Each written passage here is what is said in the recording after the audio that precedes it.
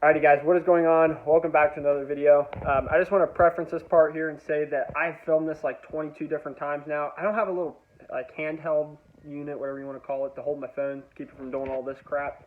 So if I look like I'm shaking, know that I'm not actually shaking. You know, I don't have any problems here, but I just can't seem to stay still when I'm holding the phone. But anyways, if you guys are following us on Facebook, Instagram, or TikTok, you already know that we got brand new amplifiers for the Jeep. So I'm fired up about that. This video is just going to be a rundown of the new amps we got and some of the new work that we're going to be doing. So I'm really excited to share this with you guys. Make sure you have your post notifications set if to get updated when the new videos get posted, because there will probably be an additional video with this one. Getting it ready for the show on the 20th. So with that being said, guys, let's check out the new amp. I'm fired up. I hope you guys are too. Don't forget to like, share, subscribe, all that good stuff. Let's get into the action.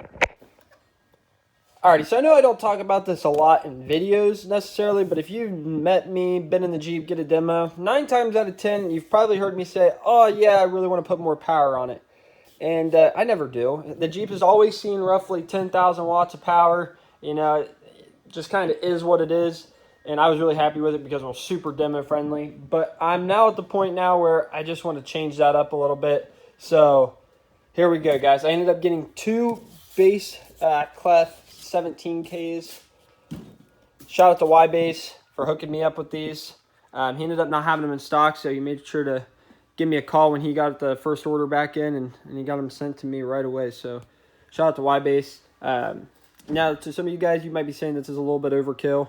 But in all reality, this is going to be good for the long-term future builds and stuff like that. I don't want to get too many spoilers away, but long-term, this is going to be a great set of amplifiers to be running. Another thing is, too, we have an adjustable port here. This is a thought I've had. I don't know if I'm going to take this thought seriously or not, but it is an option. I know it's dark in there, guys, but we have that port right there that comes out, and it can be adjustable. And we can pull it out and put a different size port in there. And so one of Trey's thoughts was, when we first got the wall done, is that we can make different ports for different frequencies and stuff like that. So one of my thoughts is to bring in a port that's super high frequency, like 40 to 50 plus hertz. I say super high. I mean, you can go 60 hertz, but whatever. And do a burp build with this because we have enough power to burp it. I don't know if I want to go down that road or not. I do truly enjoy demoing more than anything else. But again, a lot of options are on the table with these amplifiers and this combo. So I'm fired up, guys. So here's what we got working on over here. Subject to change, obviously, but we're going to build a mount coming off the ground there about 3 inches and build a some type of a small rack. Both amplifiers are going to come right here. There's going to be fans underneath there. Probably more like computer fans and stuff like that. I wanted to get the big marine fans. But I don't think I'm going to have a lot of room back here. This is like a really tight fit as it is. But it is what it is. We're going to put the amps down there. The C-Max is going to get mounted up here. And then all the wires are probably going to run down that little runway right there into the side of the amplifier. With that thing having, I think it's 4 power inputs and 4 ground inputs per amplifier, it's kind of worked out perfect for us because we ran dual inputs, power and grounds for the scars. So I already have all the wires pre-cut for it and everything, so that's pretty slick. So that's kind of where it's going to go. Here in the back, we're going to paint the wall, put some beauty panels in, maybe put some fans in there on the side. I don't know if we're going to mess with that yet, especially with only having 10 or 12 days or so before the show comes. So just that kind of is what it is. Now back here, this is a different story. Okay, and hear me out. I thought when I originally did this that this was the coolest thing I could have done. I'm no Picasso, and I've realized that painting is not my strong suit, and that's fine. Everybody's got their strengths and weaknesses. Don't forget. So me and Mallory were like, oh yeah, let's get out here and let's do that. And after we did it, it was like, all right, it looks like crap. So, and it doesn't help to spray foaming it and not giving a crap what it looked like. Austin makes it look ugly too. So we're going to take the fuse holder off, take all the wires out here, like the wire nut. A lot of people are probably going to complain about that, but I could care less. It's for lights and stuff. But we're going to clean all this up, clean up the spray foam, maybe do some fiberglassing in this area. But I know we're going to clean all this up, put some beauty panels in, repaint this white, and remount everything cleanly. Same with the mids and high amplifier on the other side. It's really ugly. I'd prefer you guys not to see that and, judge me for my quickness of getting something hooked up. But redo the mids and highs, and then kind of button this thing up. So we're just going to do a white finish on this. We're not going to do a flag or anything because you're not going to see anything. You're going to see little sections like this. It's not even worth going through that effort, really putting some crazy back here. So we'll do some white, maybe put some stickers or something on here. And I got to do something with this. This was spray foam before we had the wall, and it worked great. And 17-year-old me, 16-year-old me thought that this was the way to do it because I will never, ever need to take that panel off or anything. It will just be perfect right there. Well, to gain a few inches for the amps being mounted there, I had to take the panel off, and here we are. So I got to do something there to clean that up. I don't know exactly what I'm going to do yet, but I'm going to figure something out there. Maybe a cool logo for Liberty Base, the Statue of Liberty, the new logo, or something like that. It'll be pretty slick, whatever I figure out, but I don't think it's going to happen in this video. But anyways, guys, let's go ahead and cue a time lapse.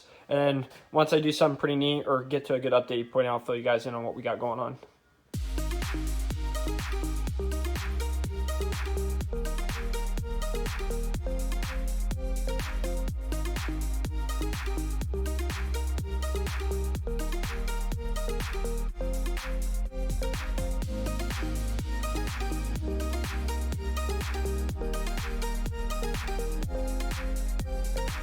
Okie dokie. So now that you guys see what it took to get this off, let me explain why we had to do it.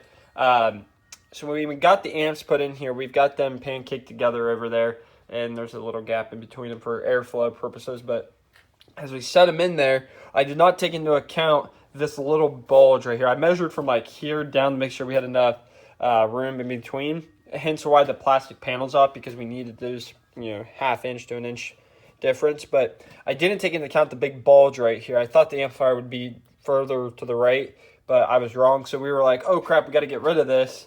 It's kind of the only way we had to get this done in a reasonable time. And we're going to put a beauty panel here anyways, no matter what in the future. So it's not really a big deal. I'll honestly probably make putting a beauty panel on here a lot more easy in the long run. So it is what it is. We got rid of it. It looks ugly now, but who could care, really? Okay, I know, I don't. I just want to be loud and have fun, so screw it. Could care less. So we're going to go ahead and keep making the mount here for the amplifiers, or the flooring here. We're going to do my first time ever curving. So I'm going to try to curve from here and wrap this around and come up to here, put a floor down, put a top on it, put some, I'm going to say like computer style fans all up underneath here. And then do the marine fans right here to allow air to blow up, and then from the sides. That's my goal. But we'll see how that turns out. I may fail and have to change it up a little bit, but I'm going to really do my best to try to curve. And hopefully I can nail it. I'm excited, guys. So let's get right back into the action and hope for the best. Okay, pardon the lack of time lapses here because I have ordered the tripod, but it hasn't come in yet. So I'm just waiting for it to come in. And if it's not here, I'm trying to hold it with my hand and somebody else is trying to do the job, or Mallory's filming and I'm working. It's just a real pain in the butt. And, the camera starts doing this.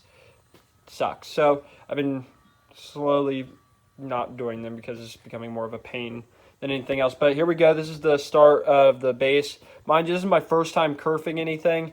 I think they turned out pretty good. This side turned out really nice. This side was a little different.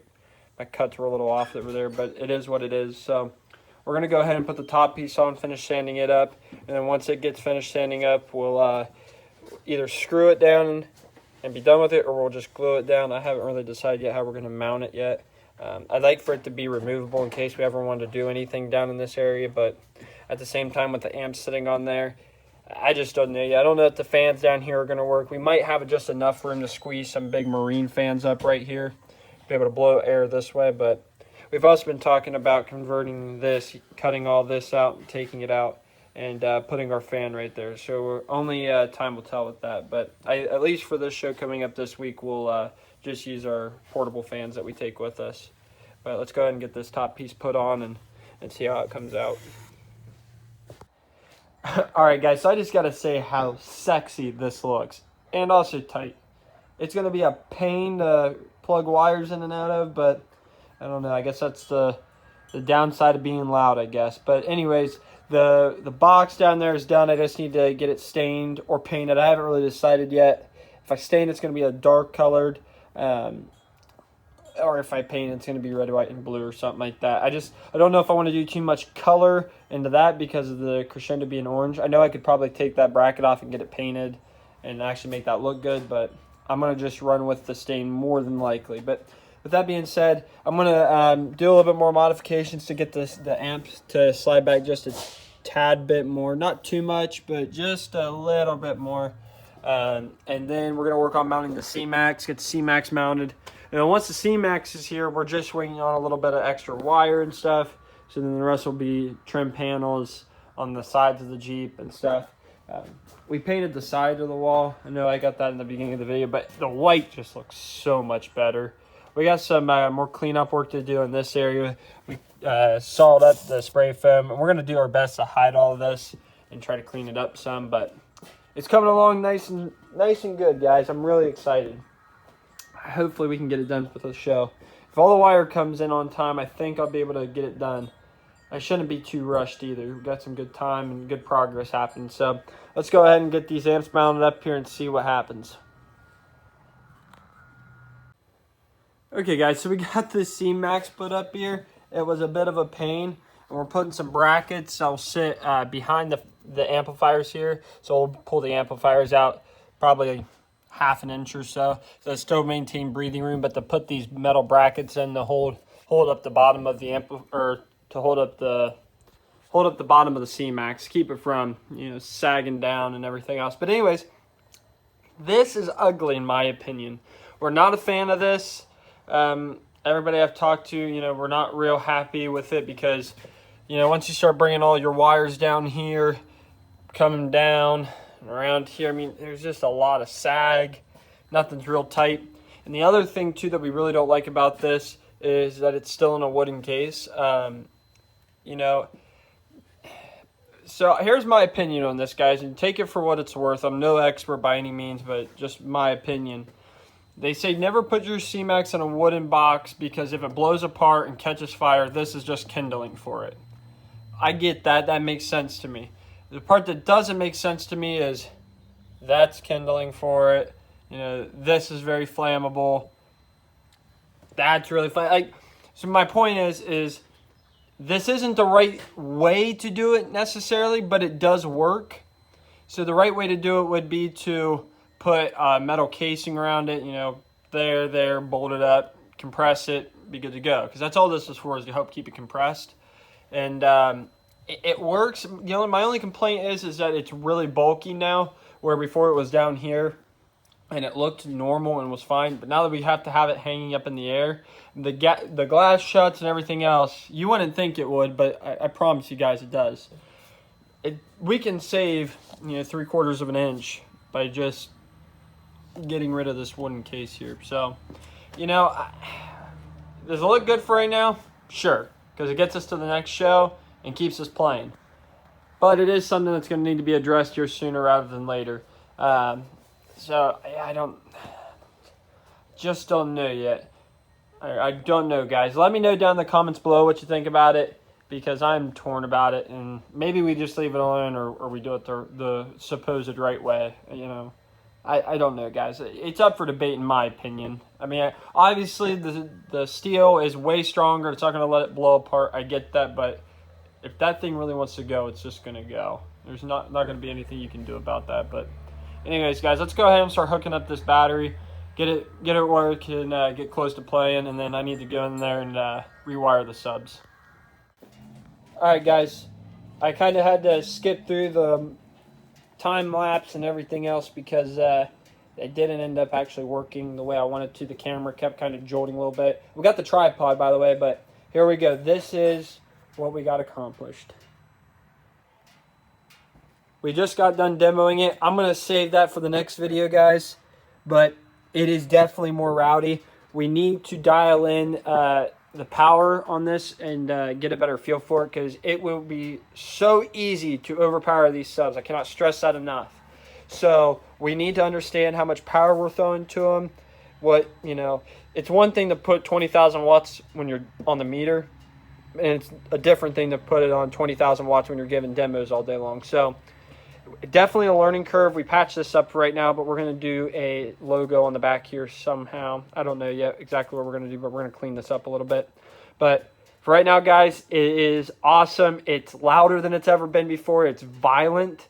I haven't played the Jeep in a couple months, so it was really violent for me, and it was a little more nerve-wracking. So I definitely think there's a lot of fine-tuning needs to go on, but it will be ready for this Sunday show. I am fired up. If you guys did enjoy this video, make sure to hit that like button, subscribe, follow us for more content. We're still trying to get better at doing content like this, so be sure to watch the show or the video from the Sunday show because that's our best content. So thank you guys so much for your support, and I'll catch you next video. Peace.